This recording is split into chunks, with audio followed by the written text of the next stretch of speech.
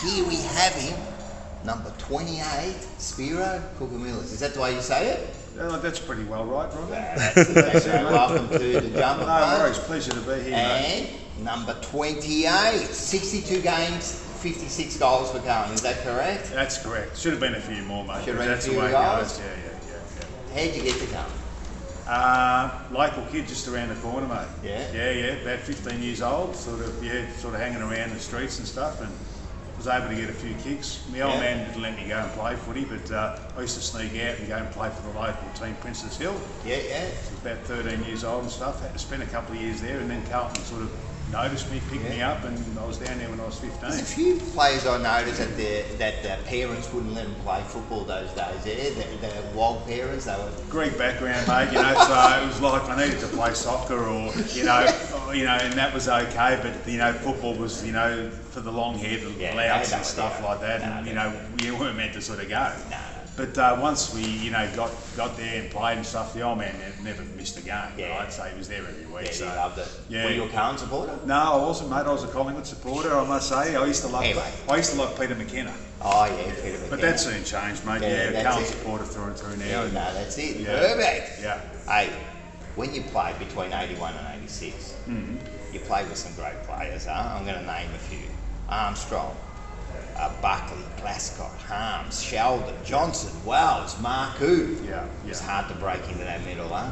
Oh yeah, it was like, look, I mean, we had an amazing side. The 79, won the grand final 79, missed out 80, probably should have won, finished on top. 81, 82, amazing sides. I mean, look, I was only a kid coming through in those sort of early 80s, but some of the people, I remember running onto the ground, and my first game next to me was Robbie Flower, for an example, right? So there's another great, I stood there in awe of this dude, and then on our halfback flank, there's Hunter, there's Harms, there's Dool, Southby, these sort of blokes, which a lot of the younger people these days and stuff like that, we don't know how good the Blues were in those days. They were tough, mate. We used to walk around with our chests held out. It was the place to be and the club to be.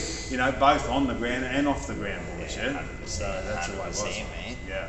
Hey, the first game was in round 17, 1981. Yeah. You're 17 years old. That's right. Can't imagine that these days, huh? First of all, they don't get recruited till they're 18, but 17, and you're playing with these blokes here, man. Some harder men, mate. They were going to run through you if they had to, yeah. Oh, they did, yeah. That was my first game. It was. I kicked the goal for my first. Now I was going to say, you were in that elite group, yeah. First goal, first kick. Yeah. Do you remember the goal? I do. Kenny Hunter handballed over the top. It was an amazing goal. I was in the goal square and just booted it out 5 metres out. It was one of those ones, right? So it was, mate. It was an era where you needed to be sort of a bit careful and stuff. I mean, a few scars on the face, mate, because of the wax and stuff. Yeah. I remember Lee Matthews at one point, it was Lee Matthews, when I looked up, this guy just picked me up like I was just a bag of potatoes. You were like a skinny little bloke. I was, little, Greek fella that I was, and he just threw me down to the ground. I looked up, and there's Lethal Lee looking up at me, he was a mongrel of a bloke, wasn't he, really? He went to...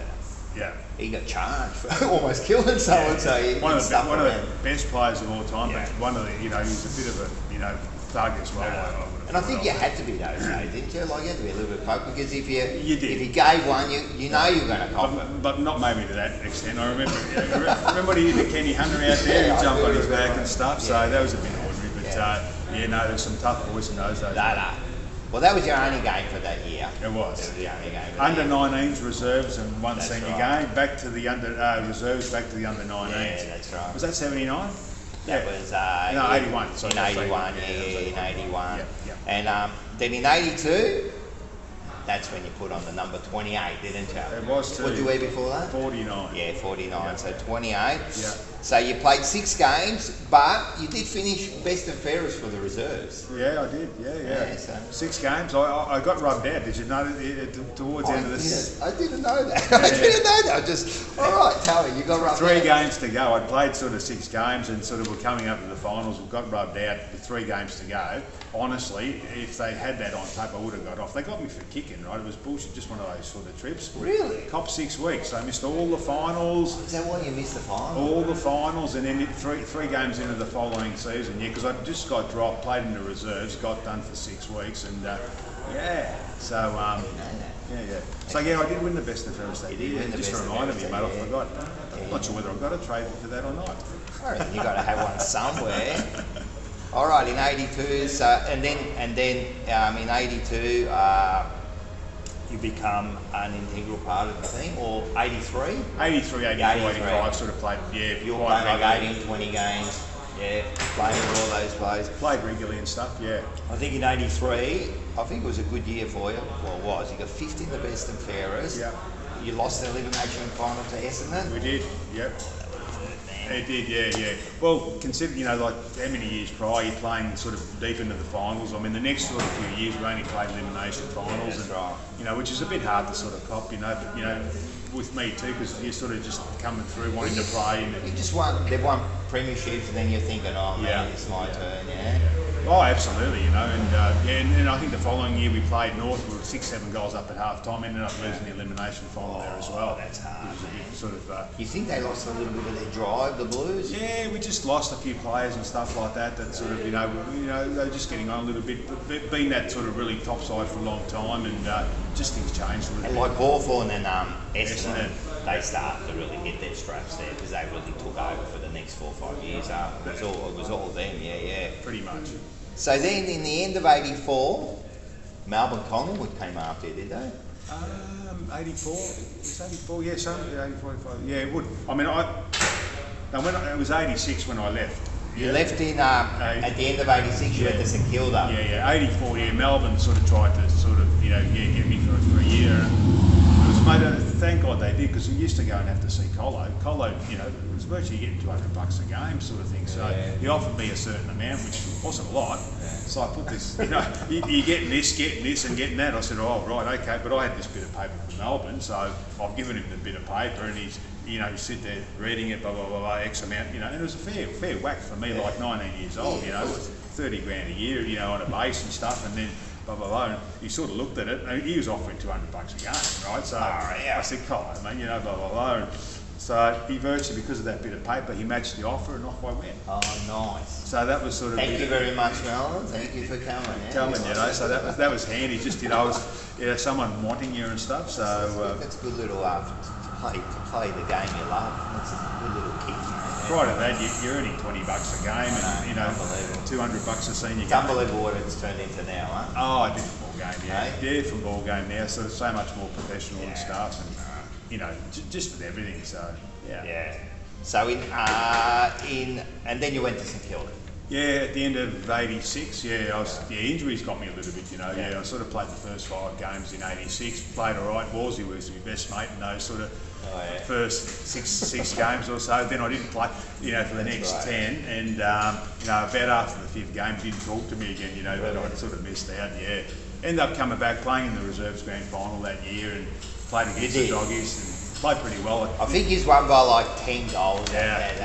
Now, in that reserves grand final, there's some stars. Amazing, absolutely, Harmsy, Harmsy, Buckley, Marku. There's a lot of boys. Silvani played as well, if I remember. Silvani he actually got dropped, I think. That he was a bit dirty, and he ended up getting dropped, and we ended up winning as well. So I remember that night too. We ended up, celebrating at the Southern Cross. The reserves were celebrating as you would, but the seniors, because they lost. They were a bit dirty and stuff like that. They come back to the year after. That was, absolutely. So you went to Kilda. How was your time there? Oh, look, man, it was a different ball game. They were party. Not only that, it wasn't even that. It was just even, off the ground, the coaching, administration, stuff like that, compared to where we were at Carlton. It was just a different ball game. If you go back now, and Trevor Barker, Stewie Lowe, they all paid tribute to all the Carlton guys at their testimonials that had come across. We changed the club there a bit, because of how we were taught here. There's a few Carlton players that went over there. There was Marku, Sheldon, McConville, Jones, Nixon, Ian Muller at the time, and myself. Right, so look, we were just different. We were taught right here. It was Parkin. You couldn't get a better coach than Parkin at the time. Whereas over there, Doc and Alan Davis and all these blokes didn't. You know, they just liked to drink and stuff like that. There was no homework or preparation done. It was a real shame because we, you know, played with Lockett for 4 years. I mean, he was one of the best players I ever saw, and we had a great side at St Kilda. You know, someone like the Parkland or someone like that coached them, or had the administration there.